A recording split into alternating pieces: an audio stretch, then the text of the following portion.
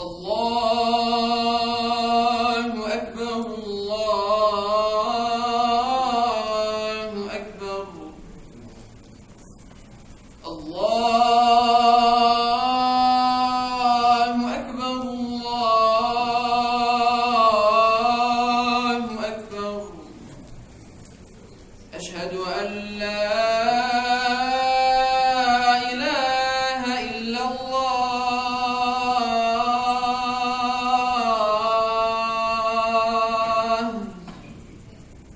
أشهد أن لا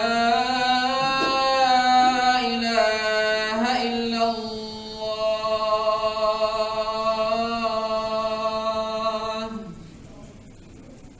أشهد أن محمدًا رسول الله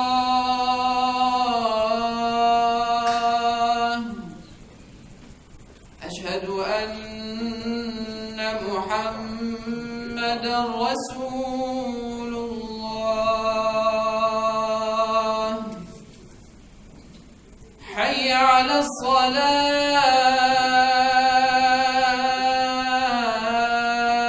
الصلاة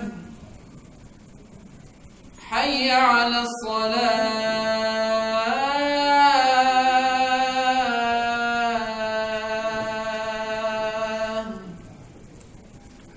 حي على الفلاح حي على الفلاح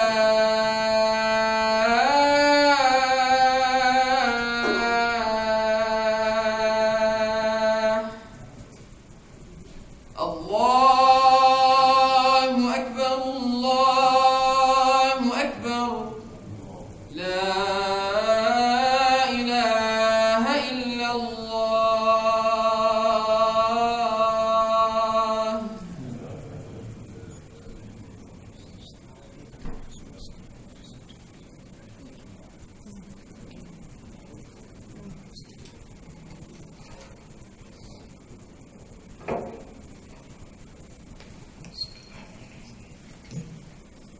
نحمده ونصلي على رسوله الكريم أعوذ بالله من الشيطان الرجيم بسم الله الرحمن الرحيم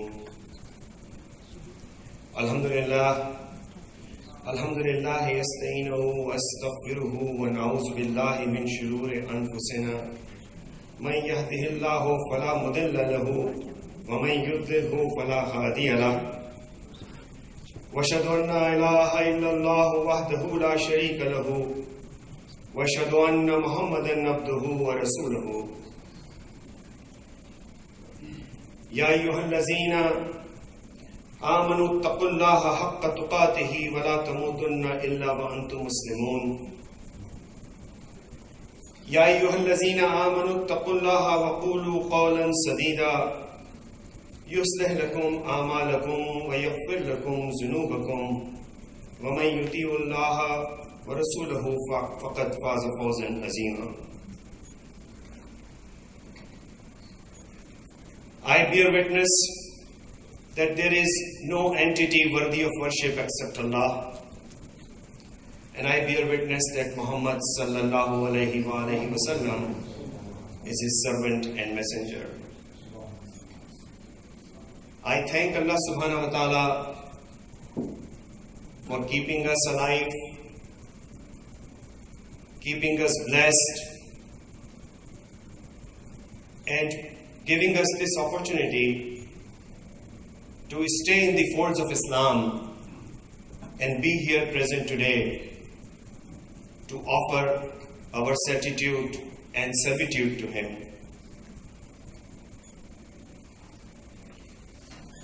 Brothers and sisters, I would like to share with you a story.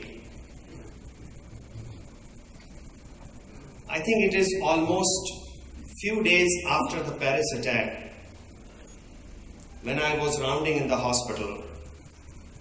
Some of you, if you don't know, I am a physician. And a very good patient of mine, Caucasian American, almost 70, 75-year-old, And I have known him from previous hospitalization. He has some chronic problems. And he knows me too. But we never get into any personal discussion before. So when I finished examining him in the morning of one rounding day, around 7:30 or 8 in the morning, he asked me, Dr. Farooqui, where are you from? And I'm not new to this question. In malls, in shopping areas, even in faith areas, because of my color of skin, because of my accent of English, people ask this question. And I never get offended. That's fine. And I told him politely that I'm from Pakistan, back home. Then he said, then you must be Muslim. I said, yes, Alhamdulillah. Thank God. Then he said something which was very disturbing.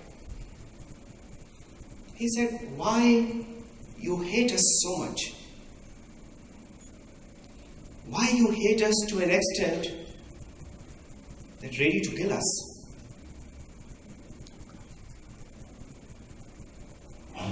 Now what discussion happened between me and him, that is different.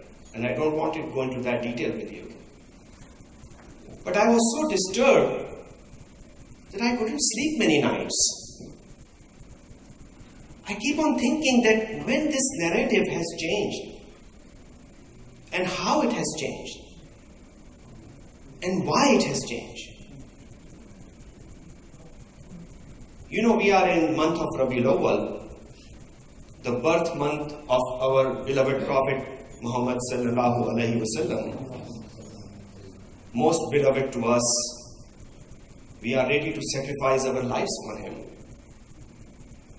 But the narrative which Quran gave us, وَمَا أَرْسَلْنَاكَ إِلَّا رَحْمَةً لِلْعَالَمِينَ, that he sent nothing but only for mercy of mankind. How it is changed that a normal looking, proper, educated human being asking a Muslim, why you hate us so much?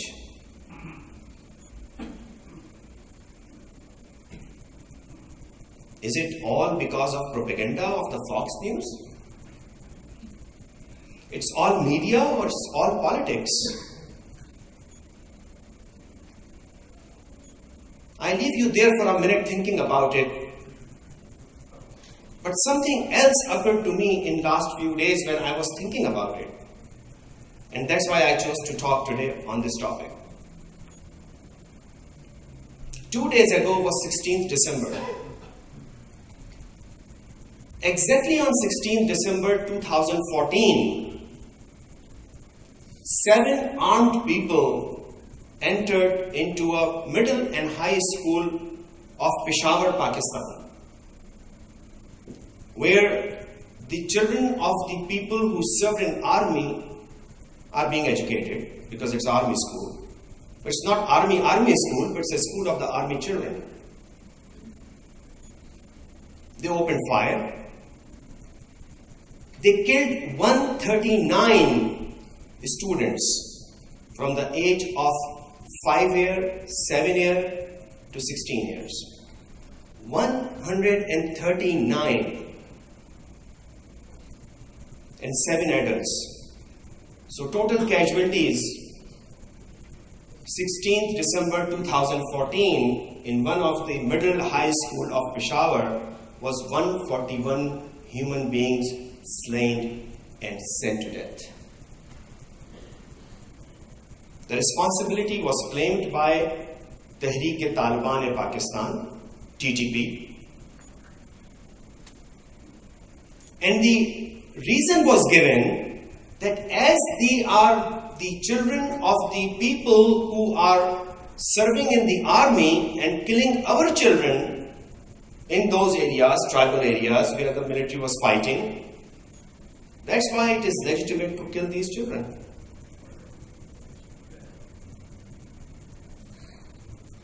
Then I was thinking that if that one of my patient, a normal, educated human being living and stayed his whole life in America, thinking that Muslims hate him, hate his religion, wanted to kill him, and we put everything on conspiracy, on media propaganda.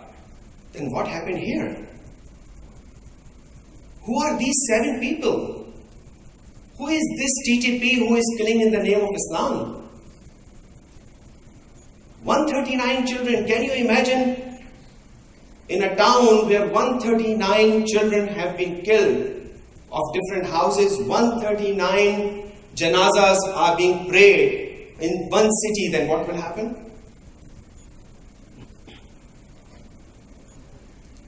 I was thinking that what's going on? Who is killing who? Who are these people?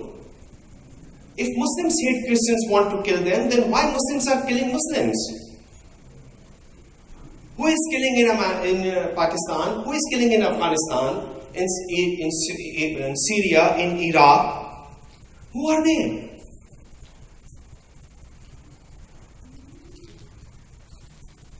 I leave you here for a minute and think about it, and I will talk something else. Whenever these things happen, for example, this San Bernardino event happened, and we all jump out and start narrating press releases, sermons, speeches, prayers, vigils, we all condemning it. Isn't it? To an extent that one of my friends said that it looks like that condemning the terrorism has become the 6th pillar of Islam these days. But it's not working. That guy who was sitting on the bed in hospital is also listening to those condemnation, narration. He knows me, but he still asks me that why you hate us so much. And the people who went in the Peshawar school and opened fire and killed 139 children, they also hate someone enough to kill 140 souls. I spent my whole life, and you too, going to masajids, attending Jummahs, not only in one city, not only in one country, but different countries I have been. From my childhood till this day, I never heard a single hate sermon. Nobody ever teaches from the pulpit that it is okay to go and kill people unnecessarily or for these misguided thoughts. Then from where these people are arising? From where these people are being inspired? And why they are doing this? This is the dilemma and question which the Muslim community, Muslim Ummah and nation is facing today. It is not enough to blame the conspiracy. It is not enough to blame and put your finger on someone else. I think it is time, high time, I would say now or never, to look inside. Open your own heart and unbiased light shed on that and look at it, that what's going on. What went wrong where? How this narration of Wama Arsalnaka Illa Rahmatal Lil Alameen has been changed on this rhetoric today, that a normal, sane, educated person asking a Muslim that why you hate me.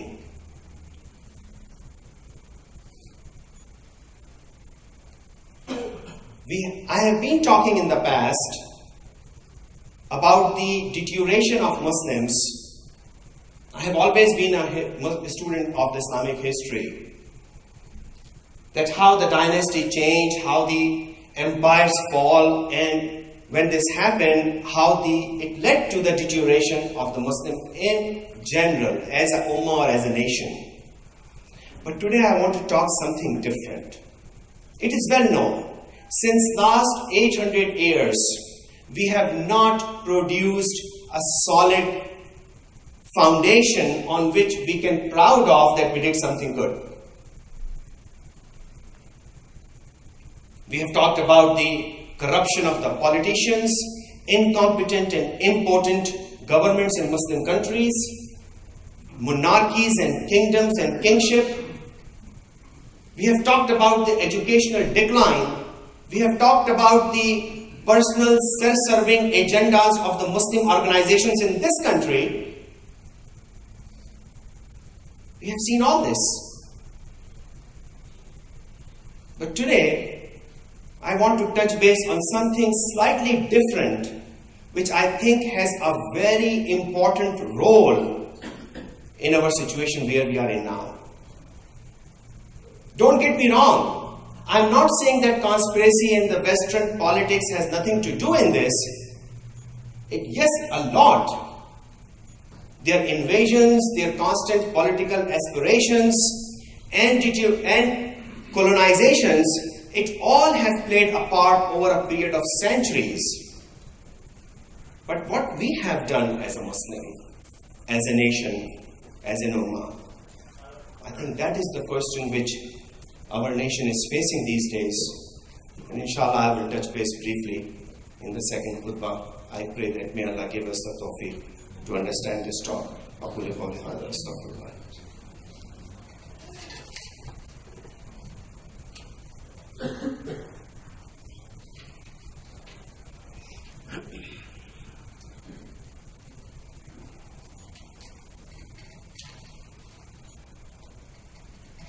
بسم الله الرحمن الرحيم.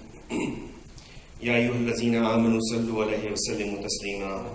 اللهم صل على محمد وعلى آل محمد كما صليت على إبراهيم وعلى آل إبراهيم إنك حميد مجيد.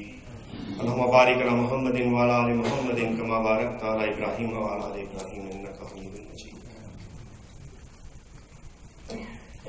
Brothers and sisters, you know that I am a physician. When I see a patient with chronic wound, ulcers, non-healing, the first thing we do is to probe that. And if probing a wound causes the pain, that tells me that the tissue is alive. And probably you can salvage that tissue. But if probing a wound will not make any change, that means that tissue is dead. You have to get rid of it. Otherwise, it will infect the whole body. It's one of the basics. Today we are probing. Some of you may not like it. It may hurt.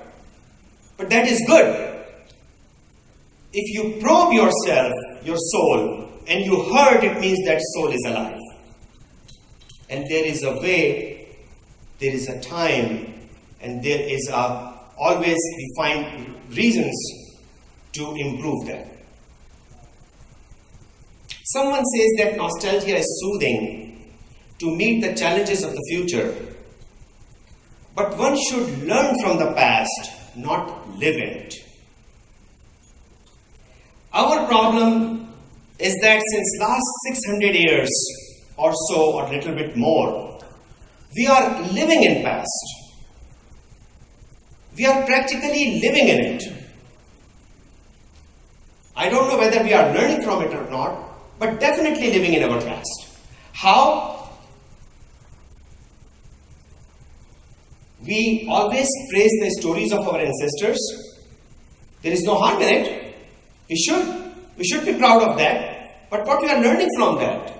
We praise the stories of our ancestors, but we don't change ourselves, thinking that angels might come down and change us.